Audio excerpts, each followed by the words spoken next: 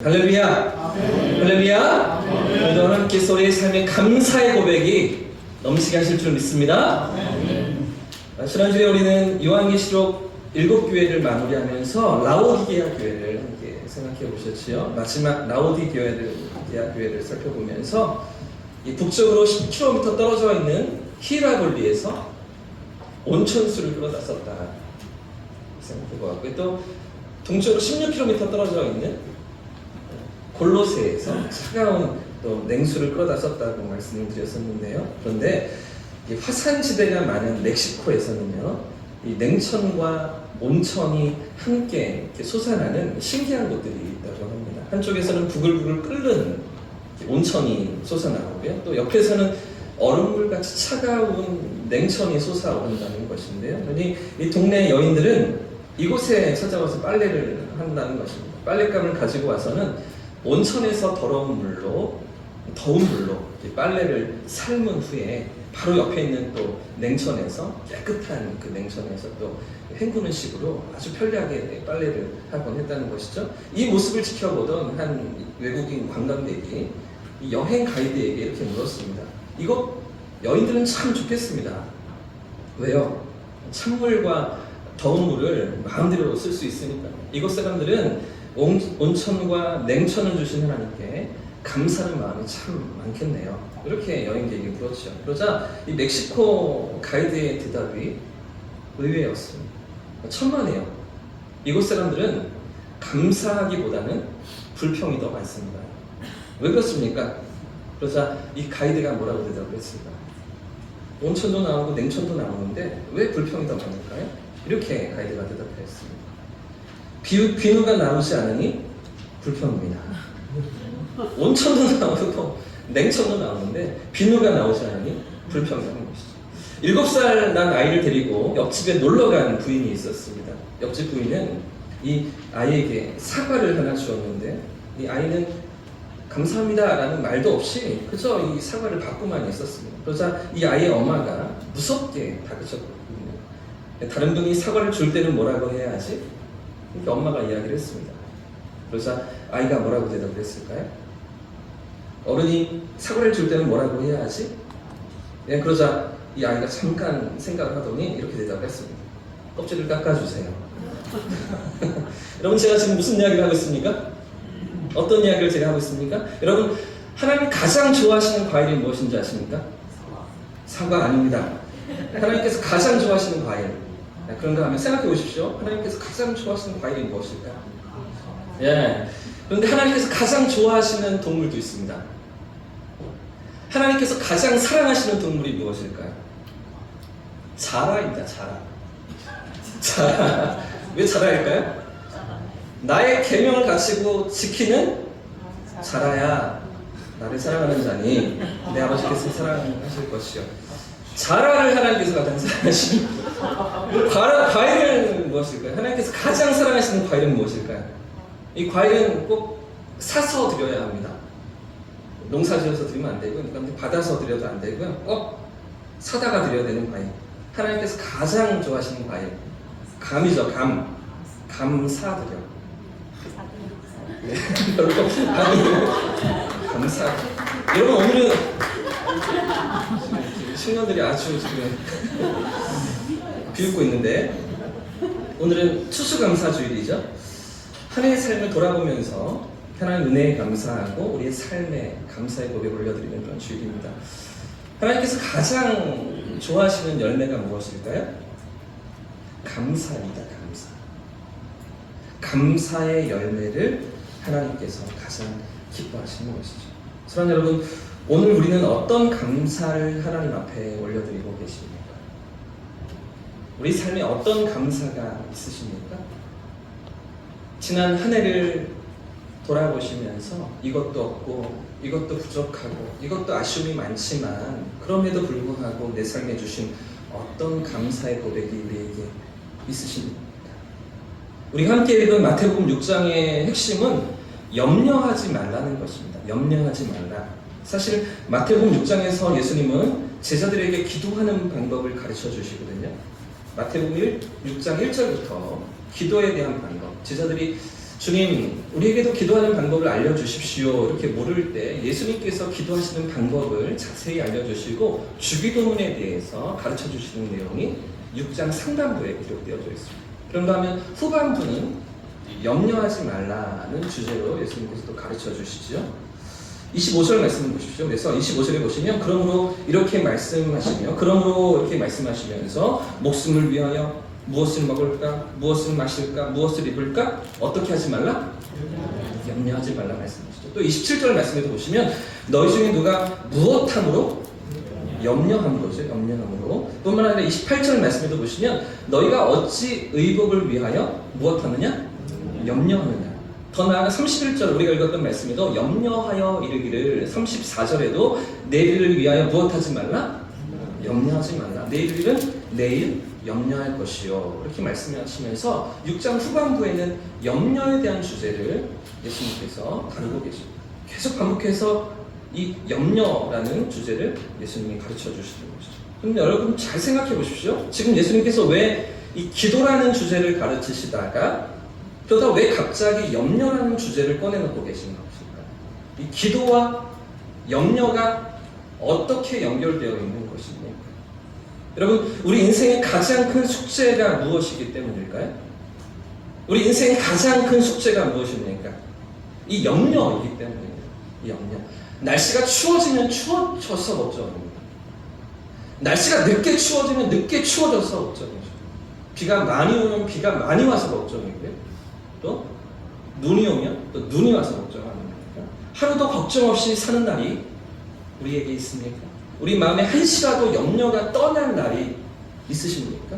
왜 우리의 삶에 그렇게 스트레스가 많을까요?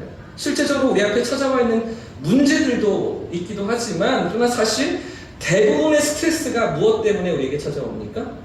지금 다가와 있지도 않은 그런 문제들을 미리 염려하면서 미리 걱정하면서 그런 고민들을 짊어지면서 스트레스를 떠안을 때가 우리의 삶에 너무나 많다는 것이죠.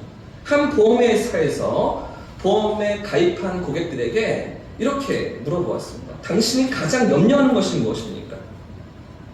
고객들에게 당신이 가장 염려하며 사는 부분이 어떤 것들입니까? 이렇게 물어보았죠. 그러자 고객들의 응답이 어떻게 나타났을까요? 첫 번째는요, 건강 문제였습니다. 두 번째는요, 경제 문제였습니다. 세 번째는요, 노후 문제였습니다. 여러분, 이렇게 대답한 사람들에게 지금 건강의 문제가 찾아와 있을까요?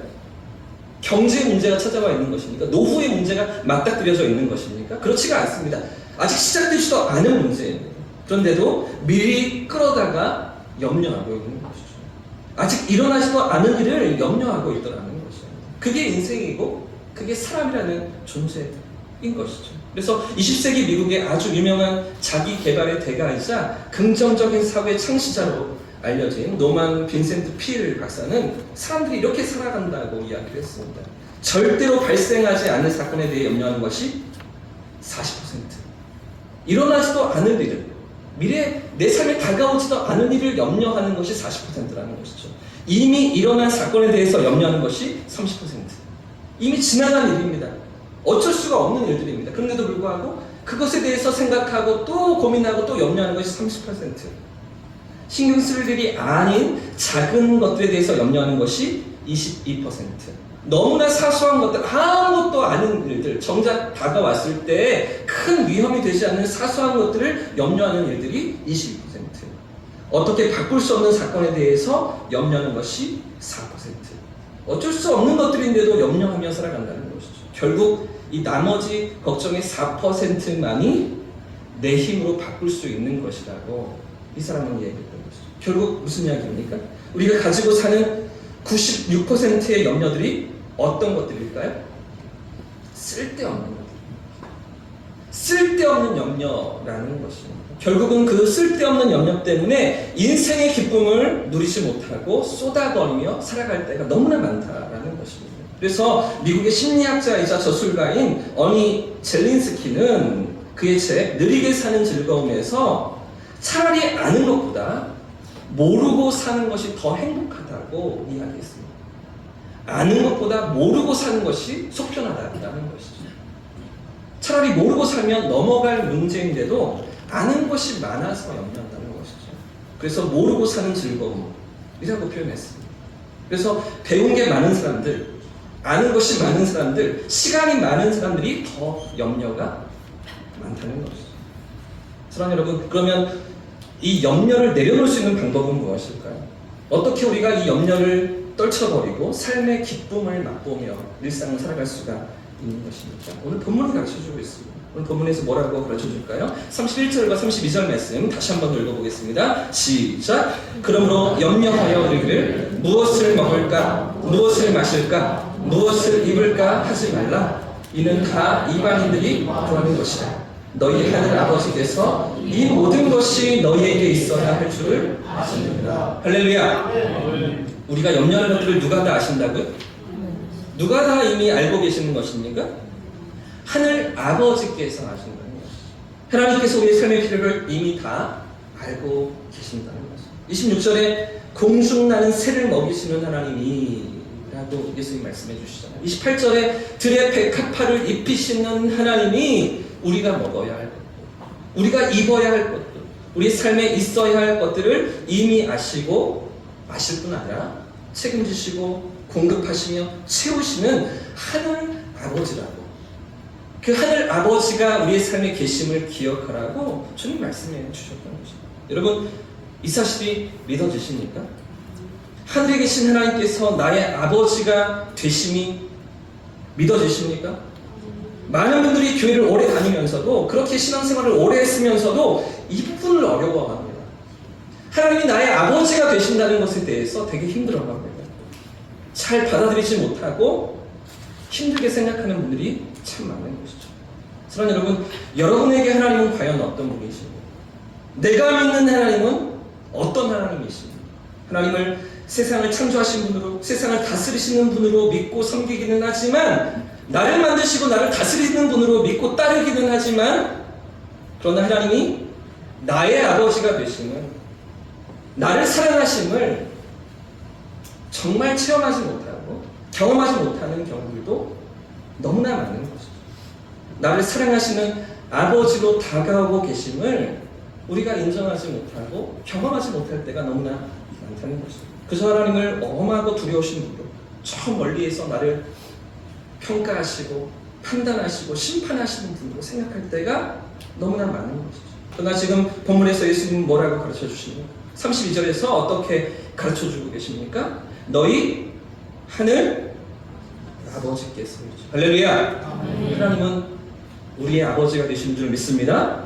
7장 11절에도 똑같이 말씀하십니다. 하늘에 계신 너희 아버지께서 우리의 아버지가 되시는 하나님이시라고 주님 가르쳐 주시는 것이죠. 이 사실이 믿어지는 추수감사절 되시기를 예수님 이름으로 축복합니다.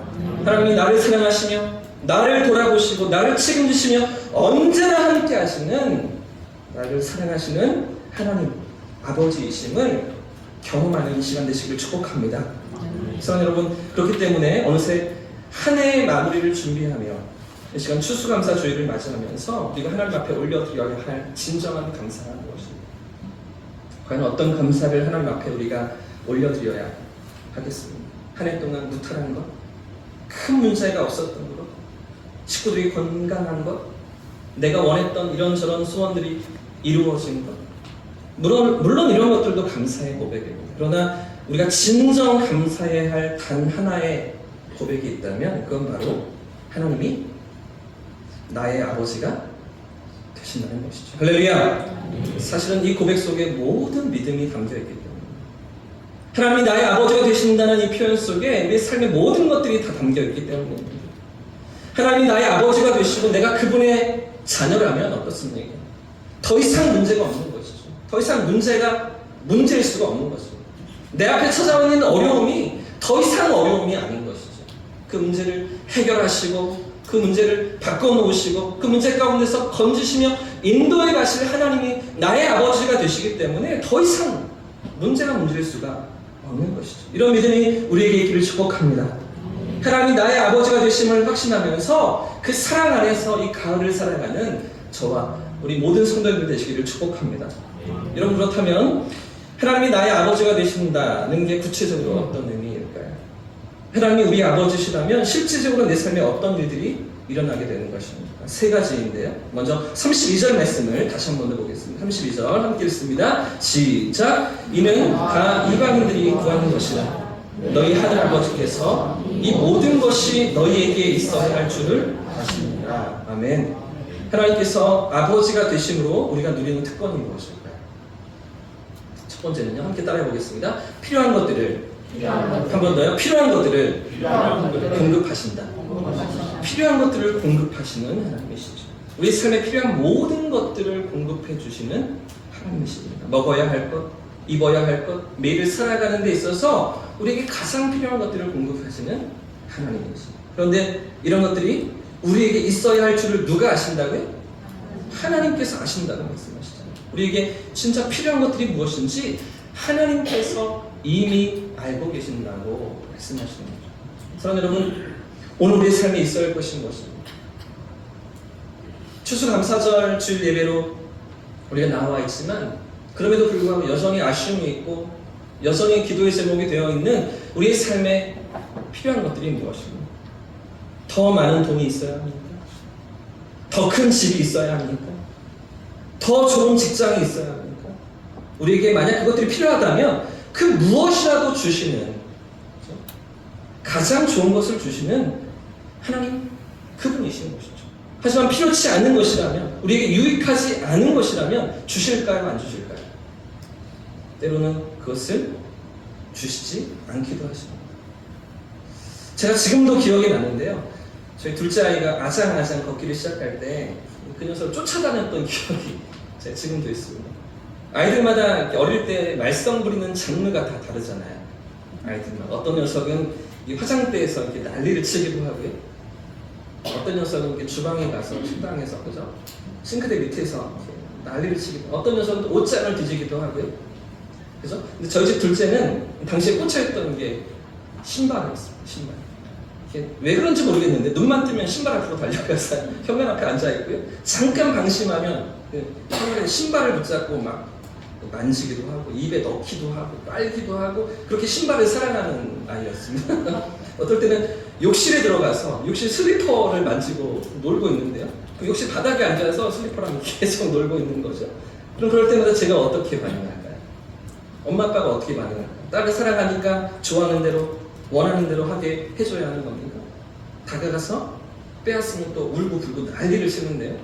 전다고 그대로 하게끔 둬야 하는 것입니다. 필요한 것을 주는 거잖아요. 유익한 것을 주는 거잖아요. 필요치 않은 것은 주지 않는 것이죠. 해로운 것들은 아예 주지를 않고요. 제가 욕실 문을 쾅 닫아버리고 들어가지 못하게 하면서 신발은 다 신발장 안으로 넣어버리면서 찾지 못하도록 그렇게 만드는 건 아니겠습니까? 사랑하기 때문에. 하나님께서 우리를 그렇게 돌보시는 것이죠. 우리의 삶에 있어야 할 것을 공급하시는 줄 믿습니다. 우리보다 우리를 더 잘 아시는 하나님, 내 생각보다 더 크고 놀라우신 하나님께서 우리 삶에 가장 필요한 것들을 공급하시며 채우시고 책임지시는 하나님이신 줄 믿습니다. 그래서 이사야서 55장에 이렇게 말씀하시잖아요. 이는 내 생각이 너희 생각과 다르며 내 길은 너희 길과 다릅니다. 여호와의 말씀입니다. 이는 하늘이 땅보다 높음같이 내 길은 너희 길보다 높으며 내 생각은 너희 생각보다 높음입니다. 우리 생각보다 크신 하나님이, 우리의 계획보다, 우리의 계산보다 크신 하나님이 우리에게 가장 좋은 것을 주시기 원하셔서 우리 삶에 있어야 되는 것을 필요한 것으로 공급하시며 채워가시며 인도해 가시는 줄 믿습니다. 그 하나님의 선하신 손길이 올 한 해를 인도해 오셨고 오늘 이 자리까지 우리의 걸음을 붙드셨고 책임지셨음을 기억하면서 그분 앞에 감사의 고백으로 나아가는 이 가을이 될 수 있기를 주님의 이름으로 축복합니다. 우리 아버지가 되시는 하나님이 우리의 삶을 어떻게 돌보아 주십니까? 첫 번째는요, 우리의 필요를 아시고요, 필요한 것들을 채워주시는 것이죠. 그런가 하면 두 번째는 7장 11절 말씀이 가르쳐주고 있습니다. 7장 11절 말씀도 같이 한번 읽어보겠습니다. 7장 11절 시작. 너희가 악한 자라도 가장 좋은 것으로 자식에게 줄 줄 알거든 하물며 하늘에 계신 너희 아버지께서 구하는 자에게 좋은 것으로 주시지 않겠느냐. 우리 아버지가 되시는 하나님께서 어떤 것을 또 주신다고 말씀합니까? 두 번째는요, 한번 따라해 보겠습니다. 가장 좋은 것을 주신다. 가장 좋은 것을 주신다. 그렇습니다. 하나님께서 무엇을 주시는가? 어떤 것들을 주시는가? 좋은 것들을 주신다고 이렇게 말씀하고 계시잖아요. 그래서 제가 다른 성경을 찾아보니까요, 더 좋은 것을 주신다라고 표현한 것 같습니다. 더 좋은 것을 주신다. 무슨 말일까요? 하나님 가지고 계신 것들 중에 좋은 것, 그 정도가 아니라 이런저런 것들 중에서 좋아 보이는 그 정도가 아니라 이 모든 것들보다도 더 좋은 것, 더욱 좋은 것, 베스트를 주신다고 말씀하신 것이죠. 그저 적당한 것으로 주시지 않고, 그저 쓸만한 것으로 주시지 않고 가장 좋은 것으로, 가장 최선의 것으로 우리에게 주시는 하나님이시라는 것이죠. 왜 그렇습니까? 우리를 사랑하시기 때문이죠. 우리를 사랑하시는 아버지이시기 때문입니다. 여러분, 우리 자녀들을 키울 때 생각해 보십시오. 형편이 조금 넉넉지가 않아도, 여유롭지 않아도 어떤 것들을 먹이고 어떤 것들을 입히고 싶으셨습니다. 우리 자녀들에게 어떤 사랑을 베푸시면서 키우기를 원하셨습니다. 가장 좋은 것으로. 조금은 내가 힘들어도, 내가 먹는 게 조금 부족해도 우리 자녀들에게는 가장 최선의 것으로 주고 싶어서 그렇게 아이들을 돌보시며 양육하시면서 키워오지 않으셨습니다. 사랑하시기 때문이죠. 사랑하기 때문이죠. 우리 하나님께서 우리를 사랑하시기 때문에 우리 삶의 가장 좋은 것을, 가장 있어야 할 것을, 가장 최선의 것으로 채우시는 그런 하나님이신 것이죠. 그래서 여러분 잘 아시는 아시시의 성 프란시스는 이런 시를 남겼잖아요. 큰 일을 이루기 위해 힘을 주십사 하나님께 기도했더니 겸손을 배우라고 연약함을 주셨습니다. 많은 일을 해낼 수 있는 건강을 구했더니 보다 가치 있는 일을 하라고 병을 주셨습니다. 행복해지고 싶어 부유함을 구했더니 지혜로워지라고 가난을 주셨습니다. 세상 사람들의 칭찬을 받고자 성공을 구했더니 뽐내지 말라고 실패를 주셨습니다. 항상 더 좋은 것으로 더해달라고 구했더니 삶을 누릴 수 있는 삶, 그 자체를 선물로 주셨습니다. 구한 것 하나도 주시지 않으셨지만 내 소원 모두 들어주셨습니다. 하나님의 뜻을 따르지 못한 삶이었지만 내 마음속에 진작 표현 못한 기도는 모두 다 들어주셨습니다. 나는 가장 많은 축복을 받은 사람입니다. 우리 하나님은 가장 좋은 것을 우리에게 주시는 하나님이십니다. 할렐루야. 우리가 생각하는 것보다, 우리가 기대하는 것보다 더 크고 높으신 생각으로 우리를 인도하시는 하나님이시죠. 그렇기 때문에 때때로 우리의 삶에 문제들이 찾아올 때, 고난이 찾아올 때, 우리 삶이 내 뜻대로 되지 않을 때 우리가 그때에도 감사할 수 있는 이유가 무엇 때문입니까? 하나님께서 나를 사랑하십니다. 하나님께서 나의 아버지가 되십니다. 이 사실을 기억하면서 이 믿음을 마음에 새기면서 우리의 삶에 가장 좋은 것을 주시는 하나님을 누리시는 우리 성도님들 되시기를 주님의 이름으로 축복합니다. 마지막으로 우리의 아버지가 되시는 하나님은 우리의 필요한 것을 주시고요, 가장 좋은 것을 주실 뿐 아니라 세 번째는요, 함께 따라해 보겠습니다. 당신의 전부를 주신다. 한 번 더요. 당신의 전부를 주신다. 그렇습니다. 당신의 전부를 우리에게 주시는데 어떻게 주시는가? 로마서 8장 32절이 이렇게 가르쳐주고 있습니다. 한번 함께 읽겠습니다. 시작. 자기 아들을 아끼지 아니하시고 우리 모든 사람을 위하여 내주시니까 어찌 그 아들과 함께 모든 것을 우리에게 주시지 아니하느냐. 결국에 우리 하나님은 우리 아버지가 되셔서 우리를 당신의 자녀 삼으셔서 무엇까지 내어주십니까? 하나밖에 없는 독생자를 내어주시잖아요. 십자가 위에 아들의 생명을 내어주시기까지 우리를 사랑하시며 우리에게 당신의 전부를 내어주신 우리 하나님이시죠. 그런데 왜 이렇게 하신다고요? 왜 이렇게 당신의 전부를 주신다고요? 우리의 아버지이시기 때문입니다. 할렐루야. 우리를 사랑하시기 때문입니다. 할렐루야. 이 사실이 경험되는 저와 우리 모든 성도님들 되시기를 축복합니다. 이 사실이 마음에 새겨지는 감사의 계절 되시기를 축복합니다. 이 믿음으로 진실한 감사의 고백을 주님 앞에 올려드리고 이 감사의 고백이 날마다 끊이지 않는 우리 모두의 삶이기를 축복합니다. 지난 주 중에 저는 이 설교를 준비하다가 저도 모르게 이 찬양이 터져 나왔습니다. 오늘 시작하면서 함께 불렀던 찬양인데요. 찬송가 413장에 내 평생에 가는 길 순탄하여 늘 잔잔한 강 같듯이 큰 풍파로 어렵고 무섭든지 나의 영혼은 어떻다고요? 늘 평안하다. 하나님 주시는 평안함이 있는 것이죠. 그분이 나의 아버지가 되시기 때문에, 그분이 우리의 삶에 필요한 것을 주시기 때문에, 가장 좋은 것을 주시기 때문에, 당신의 전부를 내어주시며 우리에게 다가오시는 사랑의 하나님이시기 때문에 이 평안을 누리고 이 평강을 누리며 이 세상을 살아가는 것 아니겠습니까? 오늘도 세상을 돌아보면 어디에서도 기쁨의 소식, 반가운 소식, 우리에게 희망을 주는 소식들은 찾기가 어려운 것 같습니다. 이 염려가 많고 두려움이 많고 스트레스가 가득 찬 세상 속에 우리가 서 있는 것을 경험하지 않으십니까? 그러나 그런 세상을, 그런 일상을 살아가는 가운데서도 하나님이 나의 아버지가 되시는 기억, 그분이 오늘도 나를 사랑하심을 붙들는 이 삶의 자리를 살아내는, 그래서 우리 삶의 날마다의 감사의 고백이 넘쳐나는 저와 우리 모든 성도님들 되시기를 주님의 이름으로 축복합니다.